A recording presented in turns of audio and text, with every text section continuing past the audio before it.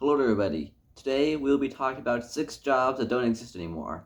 For our first entry in this list, we will be combining 2 jobs into one as they are very similar to each other and the two actually have to work together for this job. Now, a long time ago, there was a job known as an ice cutter. Back before refrigeration became popular, commonplace in most households, it was the job of an ice cutter to go out to frozen lakes and frozen rivers up where it still was cold and snowed and cut out big blocks of ice, and then this would be transported back to the cities where everybody else lived. These blocks of ice were necessary to keep produce and food cold and ready and for it to be able to remain good. Now, these blocks of ice were handed over to people known as icemen. Now, these icemen would deliver these blocks of ice to people, and these would be stored in things known as ice boxes.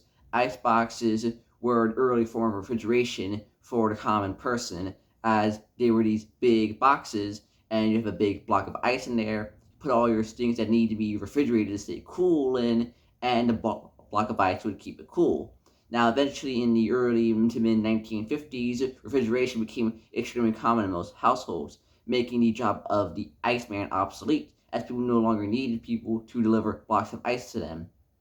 The job of an ice cutter became mostly redundant, except for things such as creating ice statues and other such specialty things. But its original purpose to bring ice to people in the cities where there was no ice is no longer done. Milkmen were a very common thing up until the early 1970s and the 1980s. Milkmen would deliver glass bottles of milk to people at their doorsteps, and then they would take back the empty glasses and bottles of milk. And this was typically done around once a week or so. Originally, the bottles were glass, but in sometime around the 60s, they changed into cardboard. And it was beginning in the 70s when the milkmen began to phase out of usage, and most people began just going to the store to purchase milk instead of having it be delivered. The milkman occupation was around for quite a while prior to this, and is most commonly associated with nostalgia for the 1950s and the early parts of the 1960s, as this is when it was extremely common for American households to have milk delivered to them by these milkmen. Now, prior to the release of the mechanical pin setter in 1946, pins at bowling alleys had to be manually reset by people known as pin boys. Pin boys were typically young, adolescent, or teenage people. When the pins were knocked over by a bowling ball, it was the job of these people to manually reset it and place the pins back into their proper place.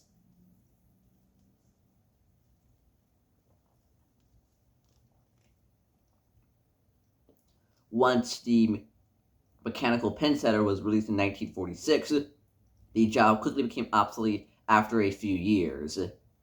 Prior to for a very long time, people known as switchboard operators were commonplace. As if you wanted to call somebody, you would have to dial an operator, and they would have to manually connect you to that specific person, as every single switchboard operator was sitting in front of a big wall of different sockets, and they had to plug the arranging cords into them, and this would connect you with the person that you were trying to reach. Switchboard operators are typically women. These were one of the few jobs that a woman could get back during these times, and they existed since the earliest days of the telephone for public usage, and they continued up until around the later half of the 1960s, early 1970s, when mostly in the 70s they began to fade out of early 70s they began to fade out of existence. As nowadays, switchboard operators have gone completely obsolete, as we no longer rely on those old systems where you need to manually take a plug it into a place to get somebody connected to there, as everything is mostly digital now, and the switchboard operator has become long obsolete. Prior to the popularization of electric streetlights, streetlights had to be manually lit by a person, and these people were called lamplighters, as typically at dusk or in the early parts of the night, these people would go around the city lighting up streetlights. As even when streetlights became gaslit, they still needed people to light them manually, and this continued up until around after the end of World War II or so, when they began to phase out of existence, as The electric lamps that could turn on all by themselves at set times soon became the standard over the course of a few years, and the lamplighters quickly grew out of fashion as they were no longer needed to manually light each lamp across the city. Prior to alarm clocks being commonplace in most households, particularly in Britain during the Industrial Revolution, an occupation that existed was known as a knocker-upper. A knocker-upper was a person assigned to wake up a person, as like I said previously, most people back in those times did not have an alarm clock.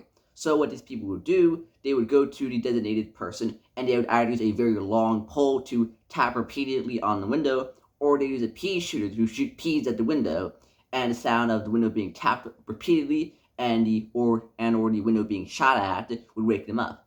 Some knocker-uppers would continue doing this till they were sure that the person had woken, or they would simply do it a few times and then move on to the next house, or whatever they were doing.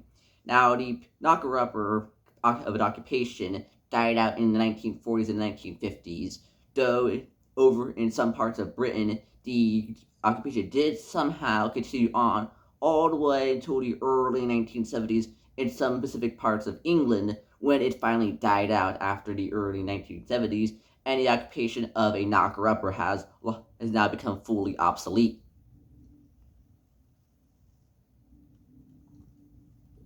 Well, ladies and gentlemen, that was 6 jobs that have now become obsolete.